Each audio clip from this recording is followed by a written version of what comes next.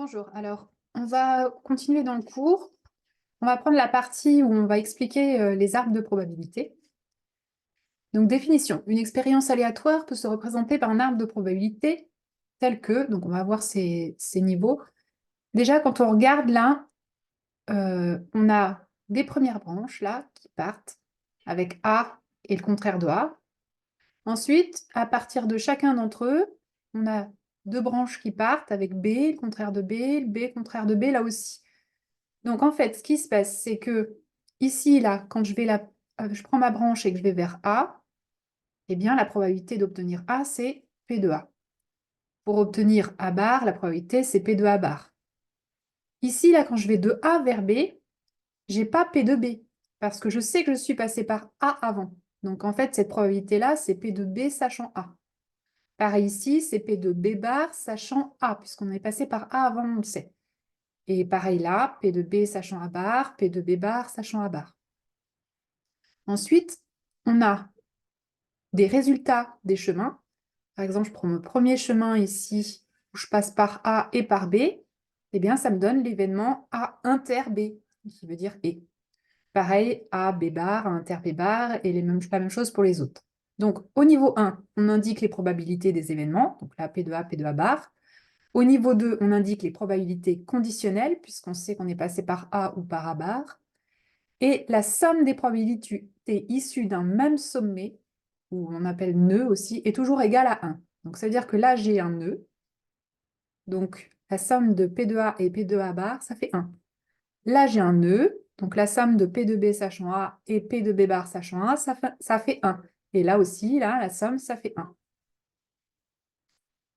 Et donc, on a une propriété qui ressemble en fait beaucoup à ce qu'on avait comme définition d'une probabilité conditionnelle, là, parce que là, on avait dit que cette égalité-là, on pouvait l'écrire en P de A inter B est égal à la multiplication de cela. C'est exactement ce que l'on a ici. La probabilité du résultat d'un chemin, c'est égal au produit des probabilités des branches. Donc, par exemple, là, P de A inter B, c'est P de A fois P de B sachant A.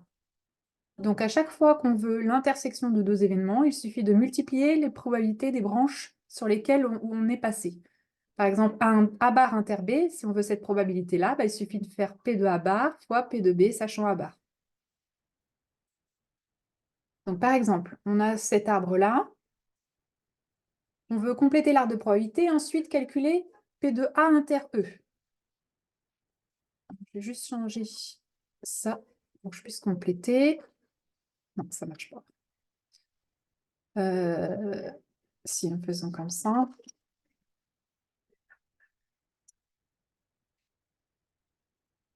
Donc ici déjà, pour compléter l'arbre de probabilité, on a deux branches là qui partent d'un même nœud. Donc ça veut dire que si je prends 0,82 et que j'additionne avec celui-ci, ça doit faire 1.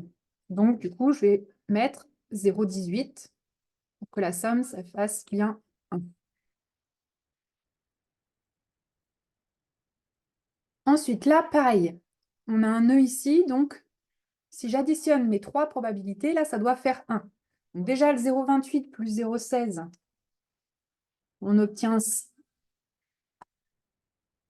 0,44. Donc on fait 1 moins 0,44 et on trouve ici 0,56.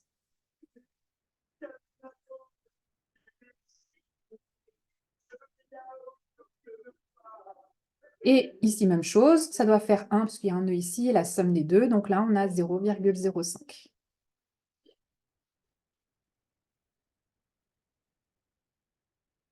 Voilà. Donc maintenant, si, si on veut calculer P de A inter E,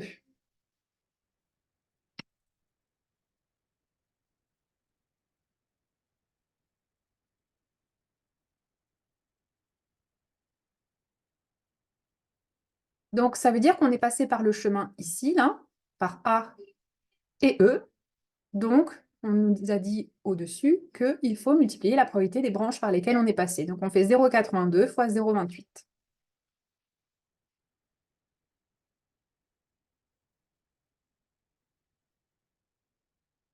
Et ça nous fait 0,56. 22,96. L'autre exemple que l'on a là, c'est à l'aide de l'arbre de probabilité ci-dessous, calculer P de B. Alors là, c'est important de ne pas tomber dans le piège. Si on vous dit calculer P de B, bah, ce n'est pas 0,25. Parce que celle-ci, ce n'est pas P de B, c'est P de B sachant A. Ce n'est pas celle-là non plus, puisque celle-là, c'est P de B sachant A bar. Et en fait, pour calculer P de B, il suffit d'additionner tous les résultats de nos chemins qui mènent à B. Donc, on a un chemin là qui mène à B, on va le calculer, P de A inter B. On a un autre chemin ici qui mène à B, c'est P de A bar inter B. Et donc, on va additionner les deux résultats pour obtenir P de B. Ça s'appelle la formule des probabilités totales. Alors, si je l'écris, hein, P de B égale P de A inter B plus P de A bar inter B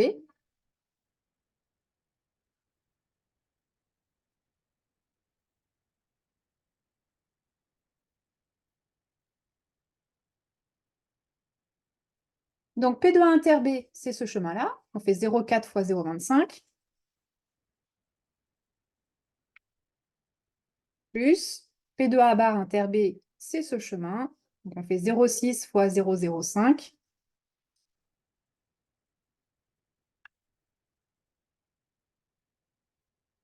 Et donc, quand on fait le calcul, ça nous donne 0,13.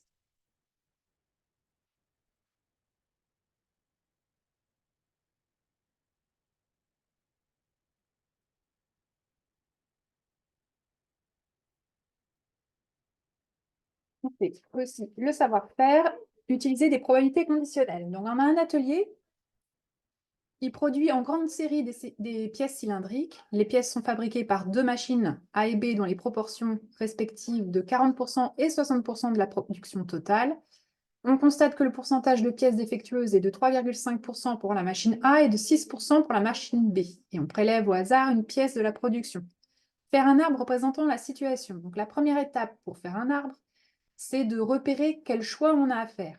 Et on voit, d'après le texte, qu'on doit faire un choix de machine et ensuite un choix de savoir si elle est défectueuse ou pas.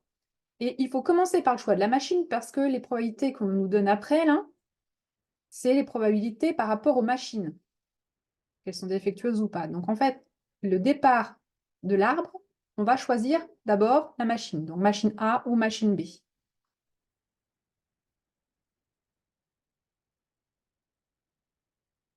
Donc machine A ou machine B.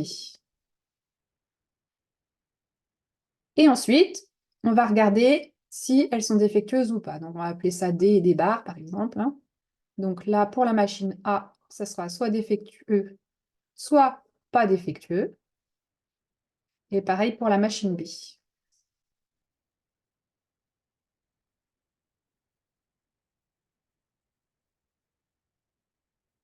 Maintenant, pour les probabilités sur les branches. Les pièces sont fabriquées dans les proportions respectives de 40% donc pour la machine A, donc 40 divisé par 100, ça fait 0,4. On ne met pas les pourcentages, on met le calcul de la division par 100, donc 0,4, et 60% pour la machine B, donc 0,6 ici. Ça fait bien 1 si on additionne, c'est bon. Et on constate que le pourcentage de pièces défectueuses est de 3,5% pour la machine A. Donc ça veut dire que quand on est passé par A, la probabilité pour arriver à D, ça va être 3,5%, donc 0,035.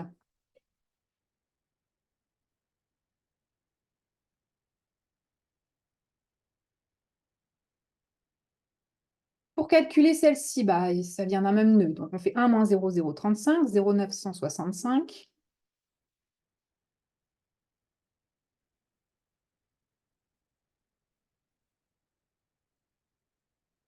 Et le texte nous dit qu'il y a 6% de pièces défectueuses pour la machine B. Donc ici, 6%, ça fait 0,06. Et là, 1 moins 0,06, donc 0,94.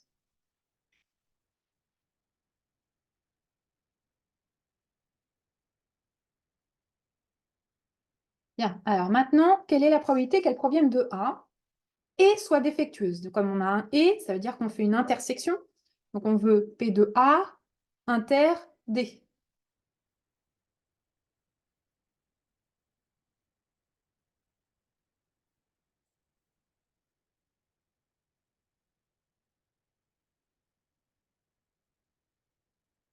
Donc, ça signifie qu'on passe par ce chemin-là, par A et D. Pour calculer la probabilité de ça, on fait la multiplication de 0,4 et de 0,035.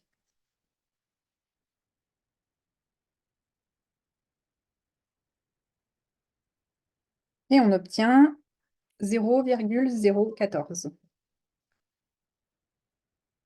Ensuite, quelle est la probabilité qu'elle provienne de B et soit défectueuse? C'est encore un et, donc c'est encore une intersection. Donc B est défectueuse. 0,6 fois 0,06.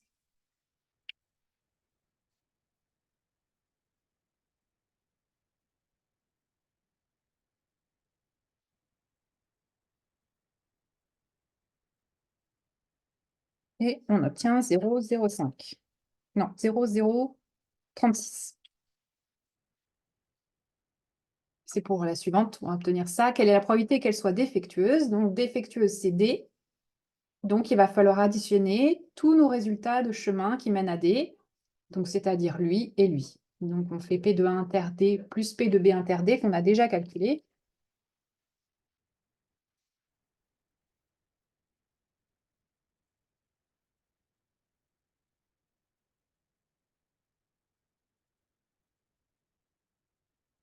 Donc, on a 0,014 plus 0,036 et ça fait 0,05.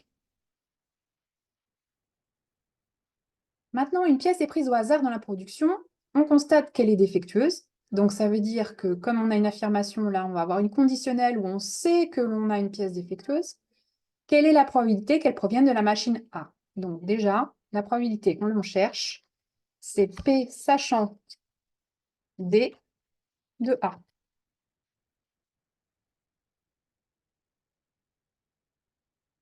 Et là, en fait, l'arbre ne peut pas nous répondre parce que les sachant D, on ne sait pas. Nous, on sait A ou on sait B hein, dans l'arbre.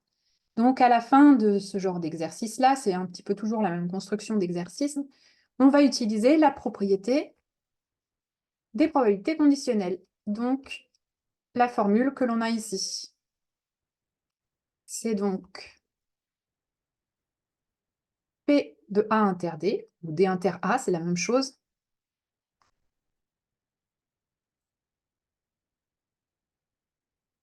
P de A inter D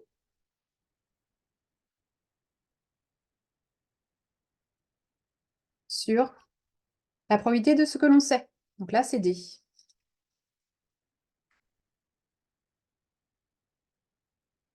Et P de A inter D, on l'a déjà. On l'a calculé là, 0,014.